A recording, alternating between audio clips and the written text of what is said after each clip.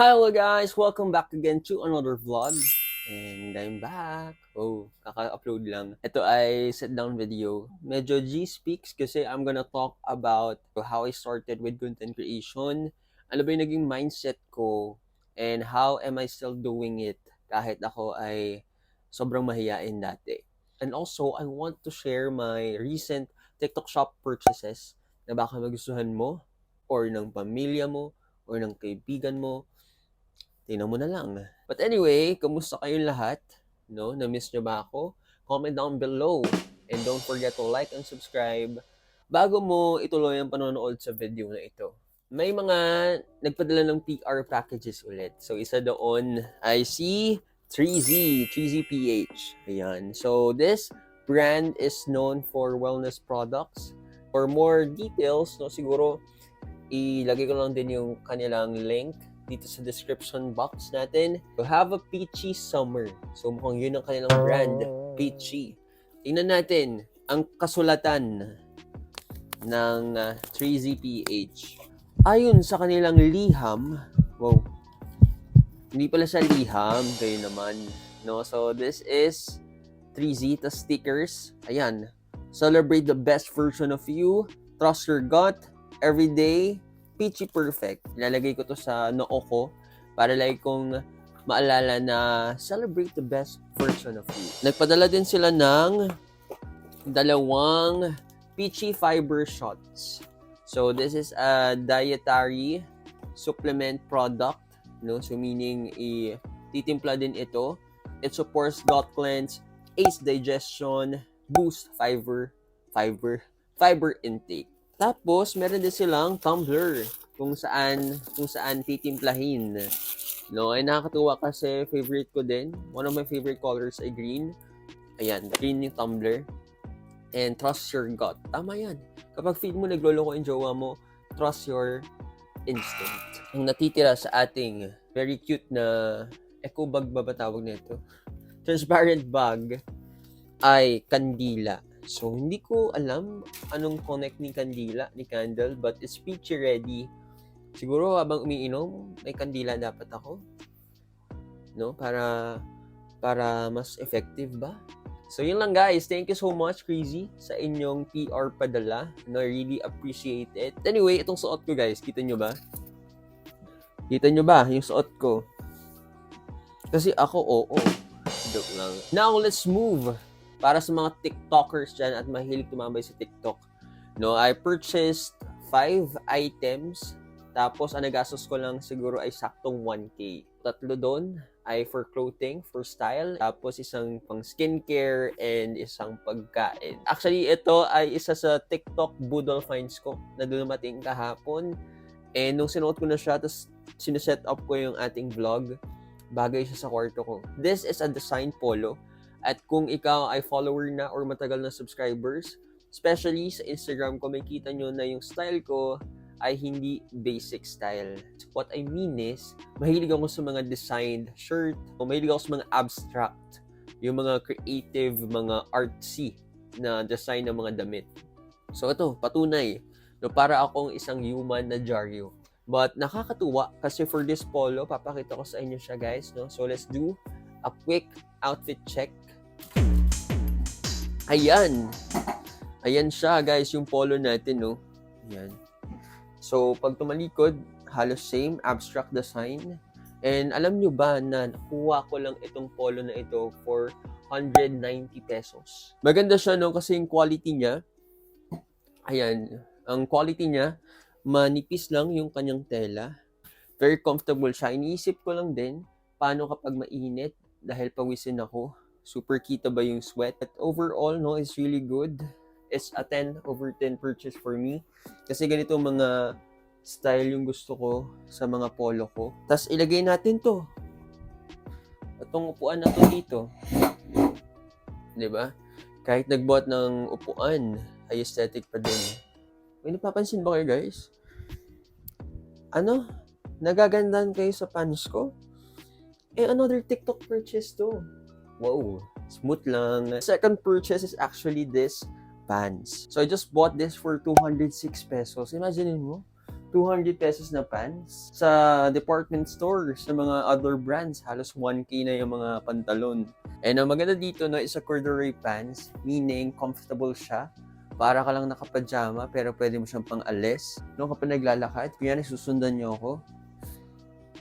Yan. Tapos, ayan naman siya. Pag naka-steady lang, naghihintay ka lang sa date mo, sa jowa mo. Pag nag-jogging naman, diba? Sorry na ako nakapaalang ako kasi nasa room ako ngayon. Huwag kayo, may mga paa din naman kayo. No? Kaya hindi na ako nag-shoes. Second pants ko to sa TikTok ay itong cargo pants na green. So ito yung pinakamahal actually dun sa 5 binili ko. Kasi it's a cargo pants. Worth 322 pesos siya. Hindi lang bagay sa polo ko. Kasi nga abstract, tapos biglang cargo ka. So, bagay ito siguro kung mga neutral colors na shirt lang, plain. Ay, nakakapagod pala mag-OOTD. Down to our fourth purchase. Wala, pagod ako. Parang nagugutom ako. Parang gusto ko na something sweet. Ito naman, very curious ako dito. Ilang buwan na tong lumalabas sa FYP ko, pero parang hindi ako interested to try. Not until yung kapatid ko, umorder siya nung nakaraan. Tapos natikman ko. Sabi ko, parang sarap. So, this is Kono Mini Crunch cereal jar, chocolate flavor, no? So, Choco Crunch, yan siya. Tapos, pag binuksan nyo yan, ang itsura niya ay, ready na ba kayo? In 3, 2, 1. Diba? Bawas na bawas. Kasi nga, nag-crave ako nito. Ang lasa niya parang Coco Crunch, pero masarap, maliit yung kanyang cereals. And yung chocolate kasi niya yung habol ko. Lasang choco-choco. Very childhood days. Magkano to ngayon? Nabili ko siya 168 pesos. You can try this one kung hindi mo pa na-try. Masarap naman pala, kaya nagets ko na yung hype niya. Nag-try din ako nito. Urgenote Mugwort B3 Clay Stick. Ayan. I've been seeing this on my FYP for the past 3 days. And nasa breakout season nga din ako halos ngayon. Ayan siya, no? So, pag gusto mong ilabas na yung ito lang. Pero wag muna, para hindi masadshad sa takip. So, effective daw to, and nakakatuwa kasi around 160 pesos or 180 pesos ko lang to nabili. Mas mura siya sa ibang brands na meron ding mugwort. So far, nung ginamit ko siya kagabi, effective naman siya, no? Parang nag-smoothen yung skin. I felt refreshed.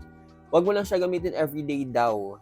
2 to 3 days a week mo lang siya gamitin. Kasi kapag inaraw-araw mo siguro yung paggamit, baka mabura na yung buong mukha mo.